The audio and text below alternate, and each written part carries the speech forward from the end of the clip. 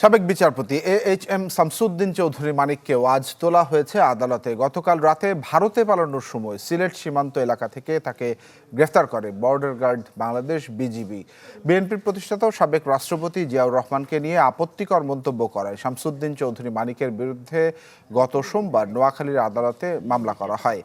কৃষক দলের সাংগঠনিক সম্পাদক অ্যাডভোকেট রবিউল হাসান পলাশ বাদী হয়ে মামলাটি দায়ের করেন। একই অভিযোগে বৃহস্পতিবার ঢাকার সিএমএম আদালতে আইনজীবী মোহাম্মদ জিয়াউল হক মামলার আবেদন করেন।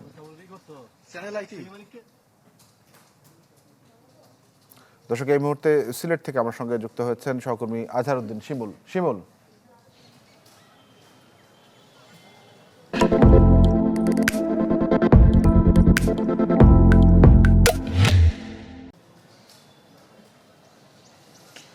তানবীর, আজকে বেলা 4:03 সময় বিচারপতি শামসুদ্দিন মানিককে কিন্তু আদালতে নিয়ে আসা হয় এবং 4:07 সময় তাকে কিন্তু এজলাসে তোলা হয়। তিনি এজলাসে 22 মিনিট ছিলেন, নীরবেই দাঁড়িয়েছিলেন এবং জুডিশিয়াল ম্যাজিস্ট্রেট 1-এর যে বিচারক আলমগীর হোসেনের আদালতে কিন্তু তার বিচার কাজ শুরু হয়েছিল এবং ইতিমধ্যে তারা কিন্তু আদালত প্রাঙ্গণ ত্যাগ করেছেন এবং আমরা যতটুকু আসলে জানতে পেরেছি তাকে জেল হাজতে প্রেরণের নির্দেশ দিয়েছেন আদালত।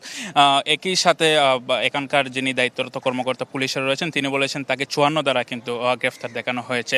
আজকে কিন্তু আদালত পাড়া নিরাপত্তা বেষ্টনী ভালো ছিল। আমরা দেখেছি যে বিক্ষুব্ধ জনতা যারা ছিলেন তারা কিন্তু তার গাড়ির উদ্দেশ্যে কিন্তু ডিম ছুঁড়েছেন এবং জুতাও ছুঁড়েছেন।